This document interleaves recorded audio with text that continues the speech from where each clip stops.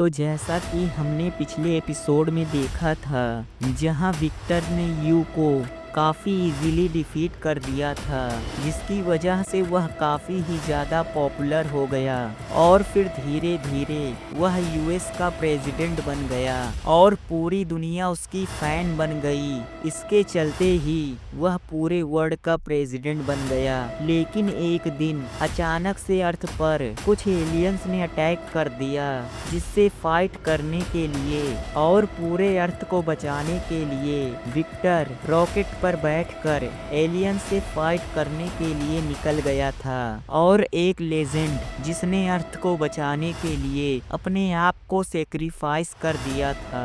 लेकिन यह सब बस विक्टर के सपने में हो रहा था और यू ने उसे बस 1.1 सेकंड में डिफीट कर दिया था, जिसकी वजह से आंद्रे काफी ही ज्यादा खुश होता है। और अब आगे हम देखते हैं जहां मैच ओवर हो चुका होता है और मैच को इतना जल्दी खत्म होता हुआ देखकर अनाउंसर कहता है, मैं इससे थोड़ा सा भी सरप्राइज नहीं हूँ। यह सुनकर बॉब हंसते हुए कहता है, हाँ तुमने सही कहा, इससे कोई फर्क नहीं पड़ता कि वह कितना लकी है। ऐसा हो ही नहीं सकता था कि वह यू के सामने टिक सके। बॉब की बात को सुनकर पीटर कहता है, हाँ तुमने सही कहा, लेकिन हमने जितना सोचा था यह मैच उससे भी जल्दी खत्म हो गया। अगले सीन में हम विक्टर को देखते हैं जो काफी खुश होता है, लेकिन अचानक से उसके कानों में सिर्फ एक ही आवाज गूंजने लगती है, मैं हूँ शिमी, शिमी शिमी प्लेनेट से। इन सभी बातों को सुनकर विक्टर काफी जोरों से चिल्लाता है। विक्टर की आवाज को सुनकर आंद्रे उसकी तरफ देखते हुए कहता है, क्या तुम ठीक हो? यह सुनकर विक्टर काफी हैरान होता है और अपने आसपास देखते हुए कहता है, क्या मैं हार गया? यह सुनकर आंद्रे विक्टर को बताता है, हाँ तुम हार गए। मैच के स्टार्टिंग से ही तुम्हारे पास कोई चांस ही नहीं था कि तुम उसके अगेंस्ट जीत सको। और तुमने क्या कहा था कि तुम्हारे फिस्ट के अंदर नेचर की पावर है। और गुस्से में चिल्लाते हुए विक्टर से कहता है, यह टाइटल मैच हिस्ट्री का सबसे छोटा मैच था, क्योंकि तुम सिर्फ 1.1 सेकंड में नॉकआउट हो गए। यह सुनकर विक्टर काफी सीरियस होकर कहता है, तो अच्छा ऐसी बात है, लेकिन मुझे इसमें काफी मजा आया। विक्टर की बात को सुनकर आंद्रे हंसते हुए कहता है, हाँ तुमने सही कहा, सच में इसमें काफी मजा आया। यह सुनकर विक्टर काफी ही ज्यादा जोरों से हंसने लगता है। तभी हम कोच के को देखते हैं जो पीछे मुड़कर विक्टर की तरफ देखते हैं, जहां विक्टर यू से हाथ मिलाने के लिए अपने हाथ को आगे करते हुए कहता है, मुझे इस मैच में काफी ही ज्यादा मजा आया। यह सुनकर यू विक्टर से हाथ मिलाते हुए कहता है, हाँ तुमने सही कहा। यू के हाथ को पकड़कर विक्टर अपने मन में कहता है, उसका हाथ काफी छोटा है और ऐसा लग रहा है कि इसका हाथ कभी भी टूट सकता है। लेकिन जब वह अपने पंच को थ्रो करता है तो उसके अंदर एब्सोल्यूट पावर होती है और वह यू के होपलेस और डिप्रेस आंख को याद करता है और फिर यू से कहता है, अगर तुम बॉक्सिंग नहीं करना चाहते तो तुम इसे छोड़ सकते हो। विक्टर की बात को सुनकर कोच के तुरंत ही आकर विक्टर के हाथ को यू के हाथ से छुड़वा देते हैं, क्योंकि वह नहीं चाहते थे कि विक्टर बॉक्सिंग को छोड़ दे, क्योंकि उन्होंने इतनी मेहनत इसलिए की थी क्योंकि वह यू को आयरन टाइड के साथ फाइट करवाना चाहते थे। और वह गुस्से में विक्टर की तरफ देखते हुए कहते हैं, एक एक हारा हुआ लूजर रिंग में ज्यादा देर तक नहीं रह सकता। कोच के की बात को सुनकर विक्टर काफी ही जोरों से हंसने लगता है और फिर वहां से जाते हुए यू से कहता है, अगर तुम बोर हो गए हो तो तुम मेरी तरह मिहॉक बन सकते हो क्योंकि इसमें काफी मजा आता है। और इसी तरह आखिरकार क्रूजर वेट डिवीजन का वर्ल्ड टाइटल मैच खत्म हुआ। हम उसी बच्चे को देखते हैं जो विक्टर के हारने की वजह से काफी दुखी होता है और रो रहा होता है। यू को देखते हुए वही रिपोर्टर अपने मन में कहता है, आखिरकार उसने 4 वर्ल्ड चैंपियन को नॉकडाउन कर दिया है और उन सभी चैंपियन ने अपने टाइटल को खो दिया। सभी लोगों को लगता है कि विक्टर अपने लक की वजह से हर मैच को जीतता है, लेकिन ऐसा नहीं है कि यह सब सिर्फ उसके लक की वजह से हो रहा है। उसका ट्रू वेपन, उसका डिफेंसिव स्किल और उसका रिकवर होने की एबिलिटी, इससे कोई फर्क नहीं पड़ता कि वह कितने बार गिर जाता है, लेकिन फिर भी वह खड़ा हो जाएगा और अपने सबसे पावरफुल मूव अपने हुक का यूज करेगा।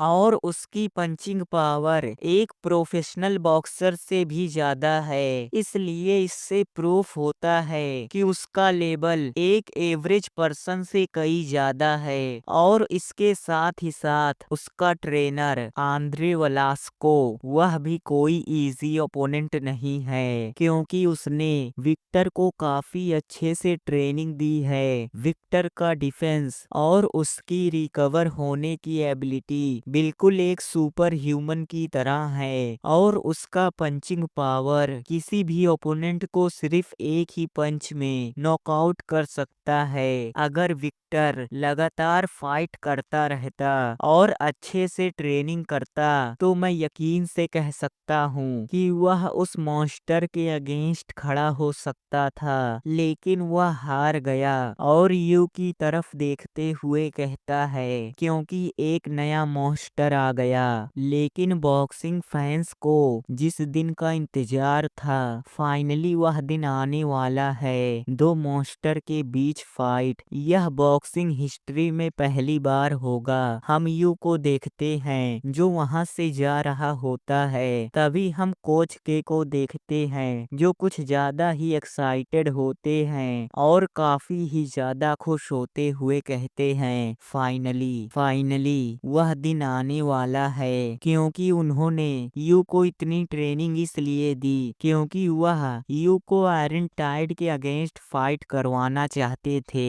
तभी हम आयरन टाइड को देखते हैं जो उन्हीं लोगों को देख रहा होता है और फिर मुड़कर वहां से जाते हुए कॉल पर किसी से बात करते हुए कहता है, मैं कल ही एक प्रेस कॉन्फ्रेंस रखना चाहता हूँ, इसलिए सभी रिपोर्टर्स को वहां पर बुला लेना। और काफी ही ज्यादा सीरियस होकर वहां से जाने लगता है। अगले सीन में हम आयरन टाइड के फैमिली को देखते हैं जहां आयरन टाइड की डॉटर आयरन टाइड को देखकर काफी ही ज्यादा खुश होती है। अगले सीन में हम सीधा प्रेस कॉन्फ्रेंस का सीन देखते हैं। मैं फिर दोबारा कहता हूँ और फिर अपनी फैमिली के बारे में याद करता है। आयरन टाइड की बात को सुनकर वह रिपोर्टर काफी ही ज्यादा हैरान हो जाता है और कहता है, क्या तुम मुझसे मजाक कर रहे हो? हम देखते हैं जहां यह सब कोच के भी बैठकर काफी सीरियस होकर देख रहे होते हैं। तभी आयरन टाइड सभी लोगों से दोबारा कहता है, मैं अपने बॉक्सिंग करियर से रिटायर होना चाहता हूँ और मैं आज से ही इस बॉक्सिंग वर्ल्ड को छोड़ रहा हूँ। और अपनी फैमिली के बारे में याद करते हुए अपने मन में कहता है, मैं उस क्रेजी ओल्ड मैन का एक खिलौना बनकर नहीं रह सकता। आता और फिर सभी से कहता है आज मेरा एज ए बॉक्सर आखिरी दिन है। इन सभी बातों को सुनकर कोच के काफी ही ज्यादा हैरान हो जाते हैं, क्योंकि उन्होंने एक्सपेक्ट नहीं किया था कि कुछ ऐसा हो जाएगा, क्योंकि वह यू को तैयार कर रहे थे कि वह आयरन टाइड के अगेंस्ट यू को फाइट करवा सके। आयरन टाइड की बात को सुनकर सभी रिपोर्टर के बीच शोर मच जाता है और वह सभी चिल्लाते हुए आयरन टाइड से कहते हैं सभी बॉक्सिंग फैंस आपका और यू के मैच का इंतजार कर रहे हैं, आपको इसके बारे में फिर दोबारा सोचना चाहिए। यह सुनकर आयरन टाइड सभी लोगों से कहता है मैंने बॉक्सिंग से काफी ही ज्यादा चीजें गेन की है, लेकिन अब मैं इस गेम में ज्यादा इंटरेस्टेड नहीं हूँ, इसलिए मैं अब एक बॉक्सर नहीं रहना चाहता। यह सुनकर सभी लोग आयरन टाइड को मनाने के लिए कहते हैं लेकिन आयरन आपको इसके बारे में फिर दोबारा सोचना चाहिए। यह सुनकर आयरन टाइड कहता है मुझे जो कहना था मैंने वह सब आप सभी लोगों से कह दिया। आयरन टाइड की सभी बातों को सुनकर कोच के मुस्कुराते हुए कहते हैं तुम्हें क्या लगता है तुम मुझसे इतनी आसानी से बचकर जा सकते हो, क्योंकि हर एक ह्यूमन की कोई ना कोई वीकनेस होती है, इसलिए तुम जल्द ही रिंग में वापस आओगे। यहाँ से सीन शिफ्ट होता है, हमें बॉब की कुछ पास्ट स्टोरी दिखाई जाती है जहाँ बॉब जाते हुए कहता है मैं अब आपके अंडर अब और काम नहीं करना चाहता, इसलिए मैं बॉक्सिंग को क्विट करने जा रहा हूँ और एक कमेंटर बनने जा रहा हूँ। यह सुनकर कोच के बॉब से कहते हैं आखिरकार तुम ऐसा क्यों कर रहे हो। यह सुनकर बॉब कोच के से कहता है क्योंकि यह सभी चीजें पॉइंटलेस है। कभी अगले सीन में हम देखते हैं जहां कोई बॉक्सर मैच खत्म हो जाने के बाद भी अपने ओपोनेंट को मार रहा होता है और कोच के रोकने पर भी नहीं रुक रहा होता है। इन सभी चीजों को कोच के काफी सीरियस होकर देख रहे होते हैं। तभी हम कोच के को देखते हैं जो अपने ऑफिस में बैठे हुए होते हैं और न्यूज़पेपर को देखते हैं जहां हम उसी बॉक्सर को देखते हैं जिसका नाम जैसन फ्रेडी होता है, जिसे बेल पर जेल से रिलीज कर दिया गया होता है, लेकिन उसे बॉक्सिंग से परमानेंटली एक्सपेल्ड कर दिया गया होता है। तभी कोच के कहते हैं मैंने अपने सभी बॉक्सर को ट्रेन करने के बाद अपने अगले बॉक्सर यानी कि 5वें बॉक्सर को ढूंढने के लिए एक वर्ल्ड ट्रिप पर निकला। तभी हम एक जिम के कोच को देखते हैं जो अपने सामने हो रहे फाइट को कोच के को दिखाते हुए कहते हैं यह वही पर्सन है जिसके बारे में मैंने आपको बताया था। कोच के अपने सामने हो रहे फाइट को देखते हुए अपने मन में कहते हैं वह टैलेंटेड है और फिर कोच से कहते हैं वह टैलेंटेड है लेकिन मेरे लिए इतना काफी नहीं है, मैं ऐसे किसी को ढूंढ रहा हूँ जिसका टैलेंट आम टैलेंट से बियॉन्ड हो। यह सुनकर उस कोच को कुछ समझ में नहीं आता और वह कहता है अच्छा ऐसी बात है। तभी कोच के अपने मन में कहते हैं मैंने सिर्फ उन्हीं बॉक्सर को ट्रेन किया जिसके अंदर पोटेंशियल था और वह सभी काफी ही ज्यादा टैलेंटेड थे। वह अपने टाइम के सबसे स्ट्रॉन्गेस्ट बॉक्सर बने और उन्होंने अपने नाम को इतिहास के पन्नों में दर्ज किया और इसके साथ ही साथ मेरा तीसरा और चौथा बॉक्सर वह दोनों काफी ही ज्यादा अमेजिंग थे, लेकिन इतने टैलेंटेड बॉक्सर को ट्रेन करने के बाद भी और इतने मैचेस को जीतने के बाद भी मैं अनसैटिस्फाई रहा और अपने अगले बॉक्सर को ढूंढने लगा। मैं ऐसे किसी को ढूंढ रहा था जिसका स्ट्रेंथ एक सुपर ह्यूमन की तरह हो। और फिर एक दिन तभी हम कोच के को देखते हैं जो उस जिम से जाते हुए उस पर्सन से कहते हैं तो ठीक है, अब मैं यहाँ से चलता हूँ, और कार में आकर बैठ जाते हैं और फिर अपने मन में सोचते हुए कहते हैं मैं यहाँ पर एक टैलेंटेड बॉक्सर को ढूंढने के लिए आया था, लेकिन मुझे यहाँ पर कोई ऐसा नहीं मिला। तभी हम कार ड्राइवर को देखते हैं जो कोच के से कहता है हेलो सर। हम उस ड्राइवर को देखते हैं जो कोई और नहीं आयरन टाइड होता है। कोच के आयरन टाइड की बॉडी को देखते हुए कहते हैं उसकी बॉडी काफी ही ज्यादा एक्स्ट्रा ऑर्डिनरी है। तभी कोच के आयरन टाइड से पूछते हैं तुम्हारी बॉडी काफी अच्छी है, क्या तुम कोई स्पोर्ट्स खेलते हो? यह सुनकर आयरन टाइड कहता है नहीं। आयरन टाइड की बात को सुनकर कोच के अपने मन में कहते हैं मुझे लगता है कि मुझे इसे टेस्ट करना चाहिए। तभी कोच के आयरन टाइड से पूछते हैं क्या तुम एक बॉक्सर बनना चाहते हो? यह सुनकर आयरन टाइड कहता है मैं आपके ऑफर को अप्रिशिएट करता हूँ, लेकिन मुझे लोगों को मारना अच्छा नहीं लगता। आयरन टाइड की बात को सुनकर कोच के अपने मन में कहते हैं यह काफी बोरिंग है। तभी हम काफी ही ज्यादा ट्रैफिक को देखते हैं, जिस ट्रैफिक को देखकर आयरन टाइड कोच के से कहता है मुझे लगता है यहाँ पर काफी ही ज्यादा ट्रैफिक है सर, क्या आपको कोई प्रॉब्लम है? यह सुनकर कोच के कहते हैं नहीं, मैं ठीक हूँ। अगले सीन में हम देखते हैं जहाँ कोच के आराम से बैठकर कार में जा रहे होते हैं। लाइफ लोगों के डेस्टिनी को लीड करता है। तभी आयरन टाइड कोच के से कहता है सर, मैं आपसे माफी मांगना चाहता हूँ, लेकिन क्या आप थोड़ी देर के लिए कार में इंतजार कर सकते हैं? यह सुनकर कोच के हैरान हो जाते हैं। तभी आयरन टाइड आगे कहता है और क्या आप पुलिस को कॉल कर सकते हैं? और फिर कार से उतरकर एक गली की ओर जाने लगता है जहाँ पर एक गुंडा एक लड़की को पकड़कर बैठा हुआ होता है, और वह आयरन टाइड को देखकर आयरन टाइड से कहता है तुम क्या चाहते हो? यह सुनकर आयरन टाइड उस पर्सन से कहता है